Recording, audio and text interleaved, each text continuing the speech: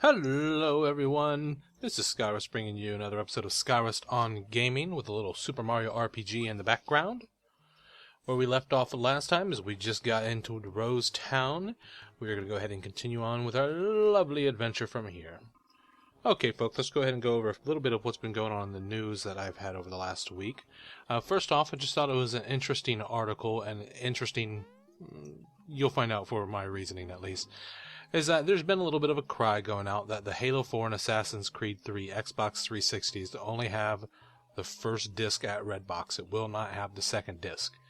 And this article just made me laugh due to the fact that this article is actually sitting here trying to claim that you will be losing out on some of the content due to the fact that Halo 4 is only multiplayer on disc 2, but they're also sitting there trying to say that Assassin's Creed 3 long campaign had to be split into two halves. Wrong. It's just, it's as simple as that. It's wrong. It is with the 360 and with Assassin's Creed 3. All the stuff is on the first disc. They're not going to deny you the ability to play the game.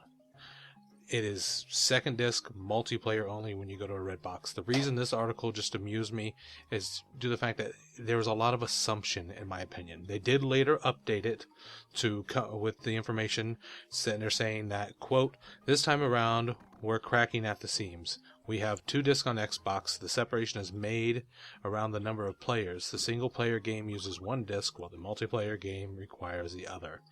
This isn't surprising at all. The reason they're doing this is I believe with both Halo 4 and with Assassin's Creed 3 you do need a code for playing the second or playing the multiplayer, and so they don't want to just, the first person who happens to rent it from any particular Redbox, you automatically get to play multiplayer and nobody else does. It's simple enough, it makes sense. I'm sure Gamefly is only going to send out that first disc as well, and then once they come to the second disc, or once someone wants to buy it, they'll more than likely issue the second disc with it. At least that's going to be my assumption. Otherwise, after the first person gets that second disc, the second disc becomes absolutely useless, unless they are going to sell online access at that point in time. That will be up to, I'm not sure if the publishers are doing that, but the only reason I even bring up this particular article is just the amount of assumption that comes from it drives me up a wall. Is this idea that somehow they're going to screw you over and things of that nature, because I like Redbox myself, especially because I don't play a whole lot of console gaming, to be honest.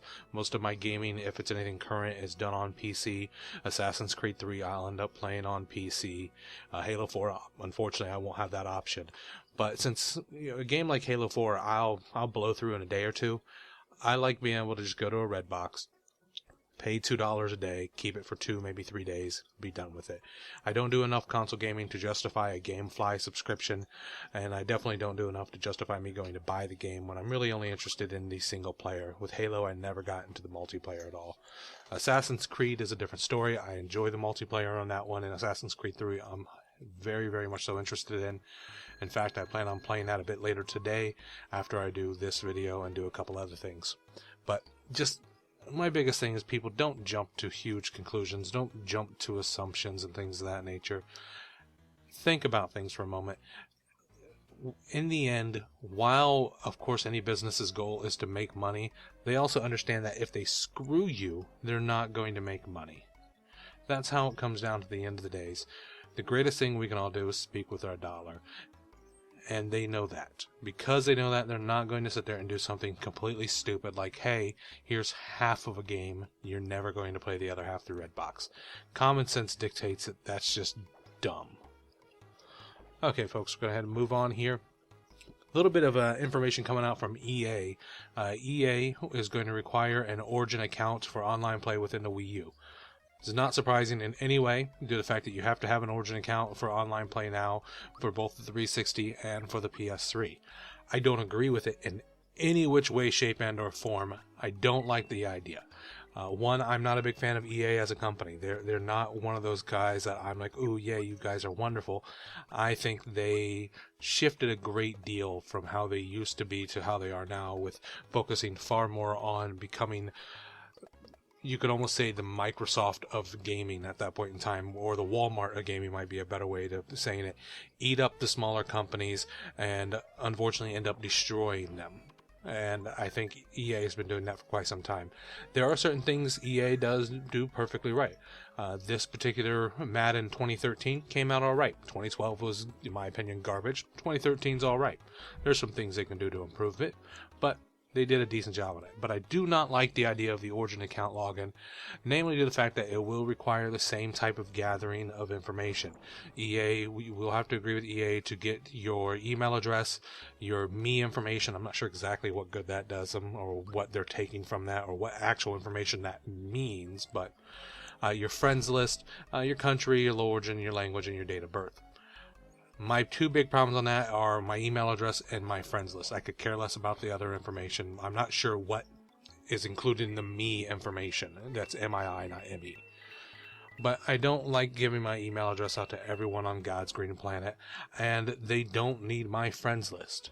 That's a big problem for me because I don't like other people that I don't know having access to my information. That's why, take World of Warcraft for example, and they have the I can't remember the name of it now, but where you can become friends with a person through their email address, and you can know everywhere they are, everything they're doing, every game that, everything they're doing in the game, every character they're on. I don't like accepting people in that. I have a couple, but not that many. And the main reason being is, now they fixed it later on, but my main concern was the fact that other people could see who you were. They fixed it later on with introducing where you cannot see the friends of friends. But I don't want people to have that kind of access and information. There's no need for them to have my friends list. They're my friends list. There's not EA's. So my logic at that point in time dictates or says, what are they doing with this information? What do they want this information for? And that's where the big thing they have to answer. And then maybe it's just my cynical side coming out, but even if they come out and they say, it's just for data collection purposes, we like to, we're using it to compare information, all that kind of stuff, see how many people play, whatever it is. That sounds nice and dandy, but that's just what they claim they're doing with it now. What do they plan on doing with it later? That's how it works with any type of business, how it works with government, anything of that nature.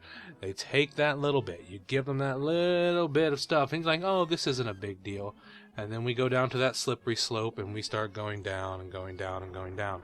Some people don't like the idea of slippery slope arguments. The problem is how often I've discovered when I feel uncomfortable with something, how slippery slope that argument ends up becoming. I said the same thing, and not trying to get political here, but the same idea when New York started banning things like trans fats and trying to ban salt. I'm like, it's going to keep going. It's going to keep going. Now you can't get sodas over 16 ounces and things of that nature. Slippery slope arguments can't, you got to be careful with them to a point. You don't want to say you don't want to assume everything everybody's doing is meant to be somehow deceptive or evil, or they're trying to get information or trying to do something and hide it from you. But a lot of places seem to be doing that more and more, and it worries me when they do it. So I'm a little iffy on EA wanting all that information. Like I said, it's already stuff if you're playing on the 360 or playing on the PS3 you've already gotten. That doesn't make it right, in my opinion. Just because something already works one way doesn't mean that is the acceptable and correct way to do it. But nonetheless, that's what's happening. Little news on the 360 front. I'm sure most of you guys remember quite some time ago when the 360 decided to do a little subsidized Xbox 360, where what they were doing is they were selling the 4GB with Connect for $99, and then you would have a 2-year contract of you're paying for your live service at $14.99 a month. Overall, not a good deal if you're trying to just literally save money. If it's a case of where you just can't afford, you can afford $15 a month, but you can't afford the $250 or $300 up front, then I suppose it works. But to give you an idea of what we're talking about, 4GB Connect, I want to say right now is $250. I may be mistaken, it might be $300, I don't remember off the top of my head, but I believe it's $250. But you got to figure at $14.99 in a month, with a total of 24 months, you're looking at just shy of $360, plus the $100 or $99 you're paying. You're looking at $450. So it's either another $160 to $200, or another $160 to another $210 rough dollars that you're paying for that system. That's asinine. Well, they decided they're going to add 2 more things to that subsidized deal. They're adding a 250 gigabyte no connect, same deal, $99, and they're adding a 250 gigabyte with connect for the same $14.99 a month for 2 years, with $150 as your initial payment. Still not good ideas, especially with the fact that this generation is dying. They have to replace this generation within the next year. They're old. So what you're going to end up doing here is you go end up and you decide to buy that now. You'll get it for about a year, and then you're going to continue to pay for another year on a system that is now outdated. Now, I will also have to say that if you are buying this system this late in time and you're getting this deal, chances are you're not keeping up with the new stuff. You're not one of those people that's going to be out there at 4 o'clock in the afternoon the day before, so you can hang out all night, so you can go ahead and get one of those systems early. Which, by the way, little piece of advice: if you have a Sam's Club near you and you either have one or know someone with a business card for Sam's Club, they get in about, I want to say, an hour earlier than everyone else does when it comes to the shopping at the store. And I know my local Sam's Club at least does carry game systems. Great way to get a game system. It's how I've gotten the last several generations of game systems. It's how I get multiple of them. So I one of those jerks that goes online, and I used to sell them on eBay to make a quick extra few bucks. I worked in retail at the time. I was broke. What do you want? But just my advice. But yes, anybody who's buying this game system in this way at this late into the generation, they're not they're not the ones that are going to buy things first and foremost. You're going to have a lot of other people who are doing that instead. They're obviously getting to the game very, very late. It's a lot like how rent-a-centers and things of that nature work. It sounds like a good deal. Ooh, I can get this for only $9.99 a week. That's fantastic. Well, that $9.99 a week over the next year and a half is going to end up running you $700-800. Not that good of a deal. Keep that in mind with this stuff. I don't recommend anybody actually goes and gets this. I fully recommend, it's my opinion at least, avoid it.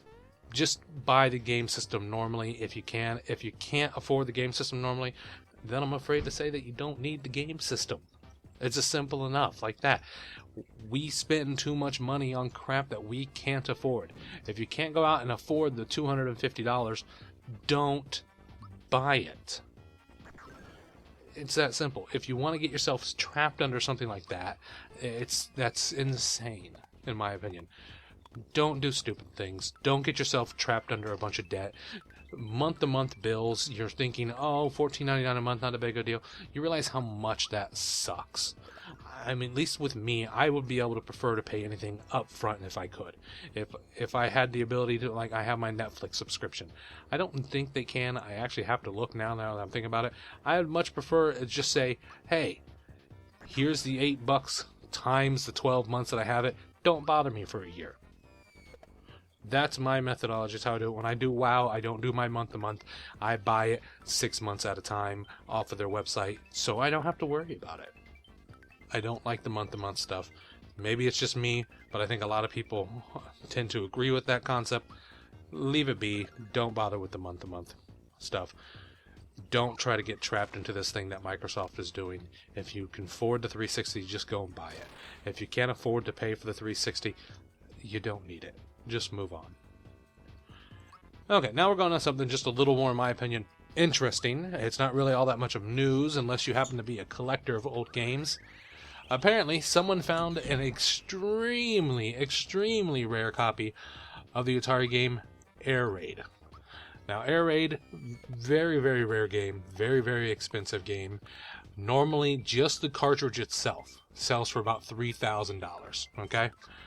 But there's a story that someone wrote back in 2010, and it caused someone to actually go through all of their stuff, and he actually found a copy of Air Raid in all of his belongings. But he had one thing to make this just a little bit sweeter. What he ended up actually having inside of there was Air Raid in its box. And its box made this thing shoot up in price, grotesquely expensive at that point in time. End up selling on eBay for the lovely price of $31,600. So that's phenomenal. That's a great deal of money. you got 10 times the investment purely because of a cardboard box. Or it might have been a plastic box, honestly, with the old game systems. I don't know. That's a lot of money. So look through your old stuff. If you've got old games, you'll be surprised on some of the rare and expensive things that are out there. Something simple like Air Raid, like I said, just the cartridge is $3,000. Check out your game stores if you're local guys. Sometimes they honestly don't know what they have. I'll admit that I went into my game store one time and I was just browsing through their Super Nintendo section, and they normally keep the higher end, more expensive wanted games up in a case up front, and then they just put all the general stuff out on the floor. Well, I happen to be looking out on the floor and I see a copy of Chrono Trigger marked for $5. So of course I had to buy it. Can't pass it up. So looking at your old game stores, you might find something weird like that. Do your yard sale and you might find something real special. Now here's what makes this one particularly interesting. Recently there's a gentleman in California, doesn't want to be known, so we don't know what his name is, anything like that. Happened to be reading an article about rare Atari games and saw the one mentioned in the $3,160 game. Well, he apparently used to be an assistant manager at a drugstore, and the drugstore sold video games, and he happened to find in there, and he happened to be given, a sample copy of the game by a sales rep back in the 80s. Decided he didn't like it, wasn't going to sell it, offered to give it back to the sales rep. Sales rep said, you know what, nobody's interested in it, to be honest. Just go ahead and keep it. Well, upon him finding it, he happens to go back to his old collection, and he finds the second, and this is only the second known copy of Air Raid in its original box. But he has two advantages. One, it has not been circulated. Non-circulated is a beautiful thing. You like non-circulated. And he has one very much so bigger advantage. It has the booklet. To show the importance of that, it wasn't even known if a booklet existed for this game. That shows how rare, unbelievably rare something like this is. So if you happen to have a lot of money, you can go ahead and go on. It's actually on GameGavel, GameGavel.com, and you can actually find it on there. Its auction is going through November 4th, so it's got another 5 days and 12 hours at this point in time.